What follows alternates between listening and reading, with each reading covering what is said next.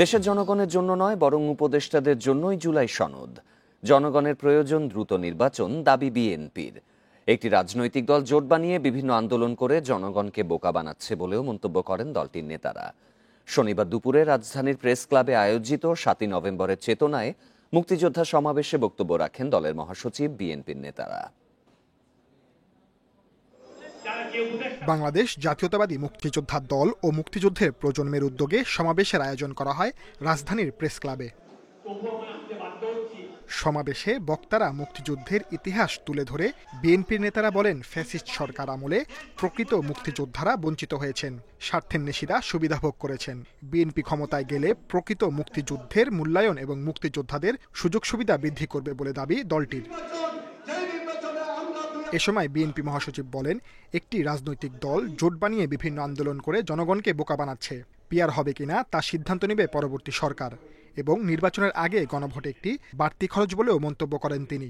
একটি রাজনৈতিক দল তারা একটা জোট বানিয়ে আবার সেটা করছে, তারা বিভিন্নভাবে আপনার এই সরকারকে তারা বাধ্য করতে চায় যে তাদের কথাটাই শুনতে হবে। পিআর হবে কি হবে না ওটা আগামী পার্লামেন্ট সিদ্ধান্ত নেবে। এদিকে বিএনপির স্থায়ী কমিটির সদস্য হাফিজউদ্দিন আহমেদ বলেন, জুলাই সনদ এই দেশের জনগণের প্রয়োজন নাই। সরকারে আছেন এমন অনেকের এটি প্রয়োজন হতে পারে। জুলাই সনদ দেশের জনগণের প্রয়োজন নাই। জুলাই সনদ হয়তো কিছু কিছু ব্যক্তি যারা এখানে উপদেষ্টা হয়েছেন, যারা ভবিষ্যতে বাংলাদেশে বসবাস করতে গেলে অনেক প্রশ্নের সম্মুখীন হবেন, তাদের জন্য হয়তো এই জুলাই সনদের প্রয়োজন আছে। একটি গোষ্ঠী নিজেদের স্বার্থে নির্বাচনকে বিলম্বিত করার চেষ্টা করছেন বলে মন্তব্য করেন বিএনপির স্থায়ী কমিটির সদস্য আমির খসরু চৌধুরী। আরেকটি দলের অথবা দুইটি দলের অথবা তিনটি দলের মতামত জোর করে বাকি দলগুলোর উপর চাপিয়ে দেওয়ার একটা চেষ্টা চলছে। ঐক্যমত্যের বাইরে গিয়ে তাদের দাবি এখন আমাদের উপর চাপাতে চাচ্ছে, জনগণের উপর চাপাতে চাচ্ছে। দেশের স্বার্থে এখন দ্রুত নির্বাচন করা দরকার। ফেব্রুয়ারির মধ্যে নির্বাচন না হলে দেশ বড় সংকটে পড়তে পারে বলে মন্তব্য করেন বিএনপি নেতারা। Sajjad Hossain, independent News, Dhaka. নির্বাচন এলেই একটি দল ইসলামকে ব্যবহার করে জাতির মধ্যে বিভক্তি সৃষ্টি করতে চায় বলে মন্তব্য করেছেন বিএনপি স্থায়ী কমিটির সদস্য সালাউদ্দিন আহমেদ। বিকেলে নারায়ণগঞ্জের কেন্দ্রীয় ঈদগাহ ময়দানে হেফাজতে ইসলাম আয়োজিত মহাসম্মেলনে তিনি এই মন্তব্য করেন।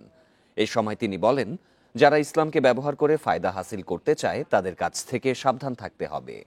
যারা জাতির মধ্যে বিভক্তি তৈরি করতে চায়, মুসলিমদের বিভ্রান্ত করে ক্ষতি করতে চায়, তাদের কাছ থেকে দেশবাসীকে সতর্ক থাকার আহ্বান জানান তিনি। বিগত ফ্যাসিবাদী শেখ হাসিনা সরকার ইসলাম বিদ্বেষী ছিল উল্লেখ করে তাদের স্বার্থ হাসিল করতে তারা আলেমদের ওপর নির্যাতন করেছে বলেন তিনি। মহাসম্মেলনে হেফাজতে ইসলাম ও বিএনপি নেতাকর্মীরা উপস্থিত ছিলেন।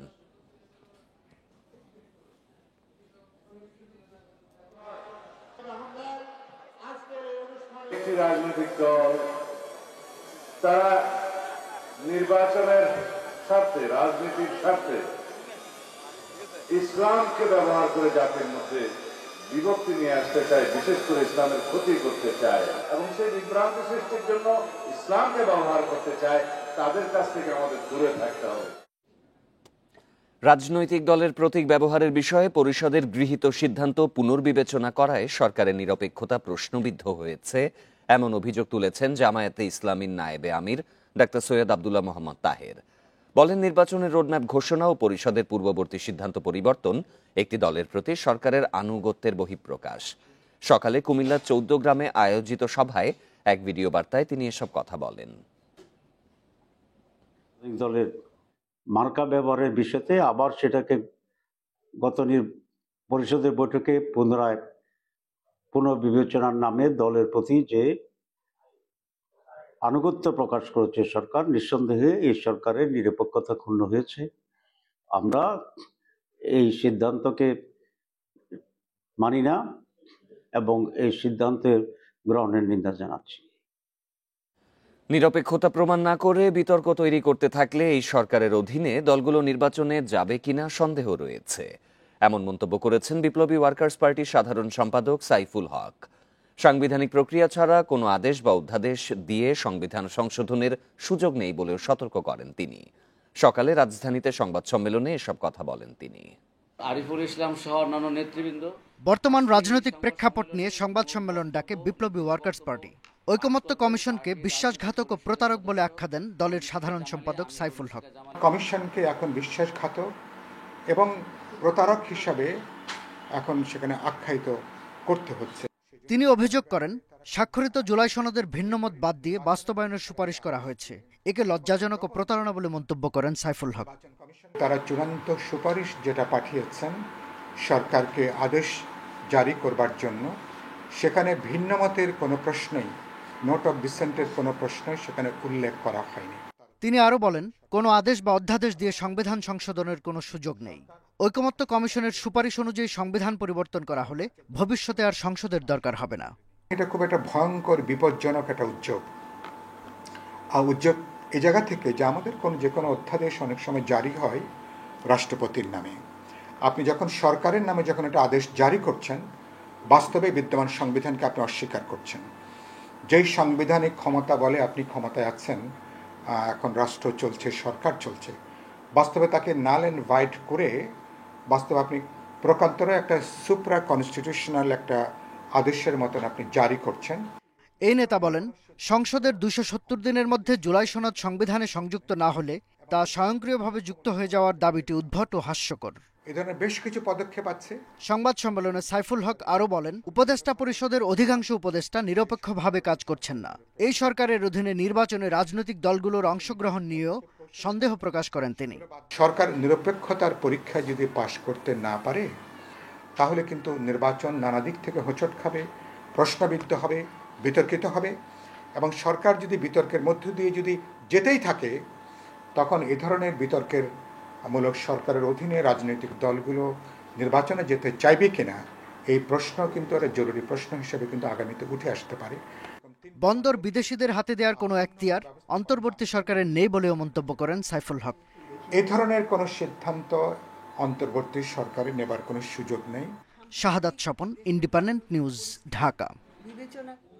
জুলাই সনদে স্বাক্ষর না করলেও সব রাজনৈতিক দলকে গণভোটের সময় ও পদ্ধতি নিয়ে ঐকমত্যে পৌঁছানোর আহ্বান জানিয়েছে জুলাই অভ্যুত্থানের পটভূমিতে জন্ম নেয়া দল এনসিপি। অন্যদিকে নির্বাচনের আগে গণভোট নিয়ে পরস্পর বিরোধী অবস্থানে বিএনপি, জামায়াত। ফলে গণভোট নিয়ে চ্যালেঞ্জের মুখে অন্তর্বর্তী সরকার।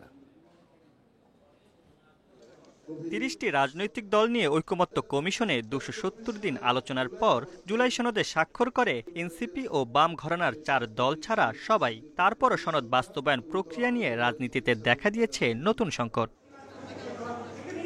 জুলাই সনদ বাস্তবায়নে নভেম্বরের মধ্যে গণভোটের আয়োজনের দাবি জানিয়েছে জামায়াতে ইসলামী সহ সমমনা 8টি দল। অন্যদিকে সংসদ নির্বাচনের আগে গণভোট চায় না বিএনপি। গণভোট নির্বাচনের আগে করার কোনো সুযোগ এখন আর না। গণভোটে দিতে হবে এবং সেটা জাতীয় নির্বাচনের আগে। সই না করলেও জুলাই সনদ ও গণভোট ইস্যুতে সামাজিক যোগাযোগ মাধ্যমে নানা ধরনের প্রচারণা চালাচ্ছে এনসিপি। দলটির নেতারা বলছে গণভোট যে কোনো সময় হতে পারে, কিন্তু এর আইনি ভিত্তির ব্যাপারে সঠিক সিদ্ধান্তে পৌঁছাতে হবে। দলীয় স্বার্থটি পেছনে রেখে দেশের স্বার্থ এবং জনগণের স্বার্থে আমাদের যে সংস্কারের যে বিষয়গুলো ছিল, এজেন্ডাগুলো ছিল, সেগুলো নিয়ে কিন্তু গণভোটের দিকে এগিয়ে যাওয়া উচিত। এবং এটি আসলে জাতীয় নির্বাচনে কোনো প্রভাব ফেলবে বলে আমি অন্তত মনে করি না। কারণ জাতীয় নির্বাচনে যে ধরনের তোড়জোড় করছে এবং ইসির পক্ষ থেকে যে ধরনের কাজকর্ম চলছে, সেটি তো এক ধরনের প্রক্রিয়া। কিন্তু গণভোটটাকে সকল রাজনৈতিক দল আসলে গুরুত্ব সহকারে নেওয়া প্রয়োজন। গণভোটের চেয়ে জুলাই সনদ বাস্তবায়নের রূপরেখাই মূল চ্যালেঞ্জ। প্রয়োজনে প্রধান উপদেষ্টার সরাসরি হস্তক্ষেপ নেওয়ার কথা বলেন এনসিপির নেতারা। এই যে জুলাই সনদ বাস্তবায়ন আদেশ, এবং সেই আদেশ কে দেবেন? আমরা বলেছি প্রধান উপদেষ্টা ডক্টর মোহাম্মদ ইউনূসের দেওয়া উচিত। তিনি আদেশ দেবেন এবং তার ভিত্তিতে গণভোট হবে এবং আগামী সংসদের কাছে দ্বৈত ক্ষমতা থাকবে। এই রোডম্যাপটা ইম্পর্টেন্ট। গণভোটের টাইমিংয়ের চেয়ে এদিকে আমাদের বেশি মনোযোগ দেওয়া উচিত, কিন্তু এই বড় দুই দল সে কাজটা করছে বলে আমাদের কাছে মনে হচ্ছে না। তারা গণভোটের টাইমিং নিয়ে এক ধরনের মল্লযুদ্ধের মধ্যে আছে। তবে গণভোট আগে হলে ভালো হবে, কিন্তু আগে না হলে মহা সর্বনাশ হয়ে যায়, ব্যাপারটা সেরকম নয়। ইলেকশনের দিন একই সাথে হতে পারে। জাতীয় স্বার্থে সব দল ঐকমত্যে না আসলে অনৈক্যের কালো অধ্যায় হয়ে থাকবে জুলাই সনদ, বলছেন এনসিপির নেতারা। Mamunur Rahman, independent News, Dhaka. নির্বাচন কমিশন স্বেচ্ছাচারিতা করছে বলে অভিযোগ করেছেন এনসিপির দক্ষিণ অঞ্চলীয় মুখ্য সমন্বয়ক হাসনাত আব্দুল্লাহ। দুপুরে বরগুনা জেলা এনসিপির সমন্বয় সভায় অংশগ্রহণ শেষে সাংবাদিকদের কাছে তিনি কথা বলেন। হাসনাত আরও বলেন, নির্বাচন কমিশন বিভিন্ন দলে বিভক্ত, তাই এই কমিশনের মাধ্যমে নিরপেক্ষ স্বচ্ছ নির্বাচন সম্ভব নয়। শাপলাকলি প্রতীক সংযুক্তির বিষয়ে নির্বাচন কমিশন সঠিক ব্যাখ্যা দিচ্ছে না বলেও অভিযোগ করেন তিনি। বলেন, এই কমিশন গঠিত হয়েছে বিতর্কিত প্রক্রিয়ায়। শাপলা প্রতীক নিয়ে এনসিপি অনড় অবস্থানে আছে এবং এই প্রতীকের জন্য লড়াই চালিয়ে যাওয়ার ঘোষণা দেন হাসনাত। তিনি মন্তব্য করেন, জুলাই সনদে লিখিত বিষয় যাচাই না করে যারা স্বাক্ষর করেছেন তা ছিল তাদের ভুল সিদ্ধান্ত। এই নির্বাচন কমিশনও তো গঠন করা হয়েছে। বিএনপি বলেছে আমাদের পক্ষ থেকে একজন, জামাত বলেছে আমাদের পক্ষ থেকে একজন, আর্মি থেকে ওখানে একজনকে দেওয়া হয়েছে। তার মানে এটাকে ভাগাভাগি করে নিছে, মানে কেকের মতো বার্থডে কেক যেভাবে ভাগাভাগি করা হয়, নির্বাচন কমিশনকে ভাগাভাগি করে যার মতো করে এখানে স্টেক দিয়েছে। সাংবিধানিক ধারা অব্যাহত রাখার জন্য ফেব্রুয়ারিতে নির্বাচন আয়োজন করা হবে বলে জানিয়েছেন ধর্ম উপদেষ্টা ডক্টর আ.ফ.ম. খালিদ হোসেন। সকালে লালমনিরহাট জেলা পরিষদ অডিটোরিয়ামে এক আলোচনা সভায় এসব কথা বলেন তিনি। সম্মুখর পরিবেশে আগামী ফেব্রুয়ারিতে নির্বাচন অনুষ্ঠিত হবে, সুষ্ঠু, অবাধ, নিরপেক্ষ নির্বাচন হবে এবং যারাই নির্বাচিত হবেন আমাদের সরকার, আমরা তাদের হাতে ক্ষমতা হস্তান্তর করব। প্রথমবারের মতো মেট্রো রেলে শুরু হচ্ছে পূর্ণাঙ্গ নিরাপত্তা নিরীক্ষা। তৃতীয় পক্ষ দিয়ে কাজ শুরু করতে দ্রুতই আহ্বান করা হবে উন্মুক্ত দরপত্রের। সব ঠিক থাকলে আগামী বছরেই সম্পন্ন করা যাবে নিরীক্ষার কাজ, বলছে কর্তৃপক্ষ। এমন উদ্যোগ ইতিবাচক হলেও নিরাপত্তা সুপারিশ সঠিকভাবে মেনে চলার পরামর্শ দিচ্ছেন বিশেষজ্ঞরা। 2022 সালের 28 ডিসেম্বর উত্তরা থেকে আগারগাঁও পর্যন্ত চালু হয় দেশের প্রথম মেট্রো রেল সেবা, আর মতিঝিল পর্যন্ত যাত্রী চলাচল শুরু হয় 2023 সালের শেষে। কিন্তু 2024 সালের নির্বাচন সামনে রেখে তৎকালীন আওয়ামী লীগ সরকার পূর্ণাঙ্গ সেফটি অডিট ছাড়াই তাড়াহুড়ো করে মেট্রো রেল চালু করে। তৃতীয় পক্ষ দিয়ে নিরাপত্তা নিরীক্ষার কথা থাকলেও তা আমলে নেওয়া হয়নি। এর কুফল এখন বয়ে বেড়াচ্ছে রাজধানীবাসী।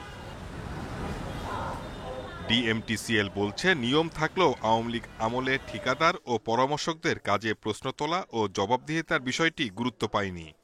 বেশ কয়েকটি দুর্ঘটনার পর তৃতীয় পক্ষের মাধ্যমে নিরাপত্তা পরীক্ষার উদ্যোগ নিয়েছে অন্তর্বর্তী সরকার। ইতিমধ্যে দুটি ফরাসি প্রতিষ্ঠান নিজেদের আগ্রহ জানিয়ে চিঠিও দিয়েছে। রেভিনিউ কালেকশন যাওয়ার আগে ওইটা ম্যান্ডেটরি প্রায় সব দেশেই পৃথিবীর। আগামী বছর, এই বছর যদি চলতে পারে, ঠিক মতো চলে। ফ্রেঞ্চ দুইটা কোম্পানি অফার দিচ্ছে আমাকে ইন রাইটিং, অনলি জাস্ট খালি যেহেতু আমি ইনিশিয়েটিভ নিচ্ছি ওইভাবে আসছে, আমি মার্কেটে যাব এখন তার 70। বিশেষজ্ঞরা বলছেন, কারিগরি জ্ঞান না থাকলেও শুরু থেকে রাজনৈতিক বিবেচনায় মেট্রো রেল ছিল আমলাদের নেতৃত্বে। চালুর পর থেকে ডিএমটিসিএল একটি নিরাপত্তা প্রতিবেদনও জমা দেয়নি। অডিটের যে মাল্টি স্টেজ যে পদ্ধতি, যেটা গ্লোবাল কমপ্লায়েন্স এবং রিগোরাস যে পদ্ধতিটা অনুসরণ করা হয়, এবং তৃতীয় পক্ষ এবং যাদের আসলে টেকনিক্যাল ক্যাপাসিটি আছে তাদেরকে দিয়ে করানো যে বিষয়গুলো, এটা কিন্তু অনুসরণ করে আমাদের ভবিষ্যতে মেট্রো নির্মাণ এবং পরিচালনায় যেতে হবে। মেট্রো রেলের ত্রুটি সংশোধনের পাশাপাশি দায়ীদের বিরুদ্ধে আইনানুগ ব্যবস্থার আহ্বান বিশেষজ্ঞদের। Shahid Ahmed, Independent News, Dhaka. চট্টগ্রাম বন্দরে নিউ মুরিং টার্মিনাল সহ বিভিন্ন স্থাপনা বিদেশিদের ইজারা দেয়ার প্রতিবাদে গণ অনশন কর্মসূচি পালন করেছে শ্রমিক কর্মচারী ঐক্য পরিষদ। সকালে নগরীর প্রেস ক্লাবের সামনে এই কর্মসূচি শুরু হয়। বক্তারা অভিযোগ করেন, চট্টগ্রাম বন্দর দেশের অর্থনীতির প্রধান প্রবেশদ্বার ও কৌশলগত স্থাপনা। এই বন্দরকে বিদেশিদের হাতে তুলে দিলে জাতীয় নিরাপত্তা, অর্থনীতি ও সার্বভৌমত্ব হুমকির মুখে পড়বে। নিউ মুরিং কন্টেইনার টার্মিনাল বছরে 1000 কোটি টাকা রাজস্ব দেয়, সেটি বিদেশিদের হাতে তুলে দেয়া আত্মঘাতী সিদ্ধান্ত নিয়েছে সরকার। এছাড়া দুবাই ভিত্তিক ডিপি ওয়ার্ল্ডের সাথে সরকারের ইজারা চুক্তি গোপন রাখা হয়েছে, যা স্বচ্ছতা ও জনগণের জানার অধিকার লঙ্ঘন করেছে। এ সময় সিদ্ধান্ত থেকে সরকারকে সরে আসতে আহ্বান জানানো হয় গণ অনশন কর্মসূচি থেকে, নইলে বন্দর শ্রমিক কর্মচারীরা বন্দর অচল সহ কঠোর আন্দোলনের হুঁশিয়ারি দেন। চট্টগ্রাম থেকে বাঁশখালী থেকে শুরু করে কক্সবাজার পর্যন্ত বিশাল সমুদ্র এলাকা আছে, যে কোনো জায়গায় তারা বন্দর স্থাপন করুক, আমাদের কোনো সমস্যা থাকবে না। এই বন্দরের উপরে একটা সেনদৃষ্টি আছে, যে কারণে আমরা এই যে শ্রমিক বিভিন্ন কর্মসূচি দিয়েই আমরা এই পর্যন্ত প্রতিহত করে আসছি এবং ভবিষ্যতে আমরা সেভাবে প্রতিহত করব। উন্নতি না হলে হাজার হাজার কোটি টাকা বন্দর কিভাবে লাভ করা, সেই বন্দরের টাকা দিয়ে পায়রা বন্দর হয়, মাতামুহুরি হয়, সেগুলো অকজে পড়ে আসে। প্রায় 9 মাস পর আজ থেকে পর্যটকদের জন্য খুলেছে সেন্ট মার্টিন দ্বীপ। তবে নভেম্বর মাসে দিনে গিয়ে দিনেই ফিরতে হবে ভ্রমণকারীদের। ডিসেম্বর ও জানুয়ারি 2 মাস রাত যাপনের সুযোগ থাকবে। এদিকে গত মৌসুমে 6টি জাহাজ কক্সবাজার সেন্ট মার্টিন রুটে চলাচল করলেও এবার অনুমতি পেয়েছে মাত্র 2টি জাহাজ। তবে পর্যটক কম থাকার শঙ্কায় আজ থেকে জাহাজ চালু করতে রাজি নয় মালিক সমিতি। এছাড়া ট্যুরিজম বোর্ডের সফটওয়্যারেও দেখা দিয়েছে জটিলতা। অন্যদিকে পর্যটকরা বলছেন জাহাজে সেন্ট মার্টিন যেতে সময় লাগে 5 থেকে 6 ঘন্টা। আবহাওয়া অনুকূলে না থাকলে সময় আরও বেশি লাগবে। সেক্ষেত্রে রাত যাপনের সুযোগ না থাকলে দ্বীপের সৌন্দর্য উপভোগের তেমন সুযোগ মিলবে না। সেন্ট মার্টিন ভ্রমণে পরিবেশ মন্ত্রণালয়ের 12টি নির্দেশনা কঠোরভাবে বাস্তবায়ন করা হবে বলে জানিয়েছে স্থানীয় প্রশাসন।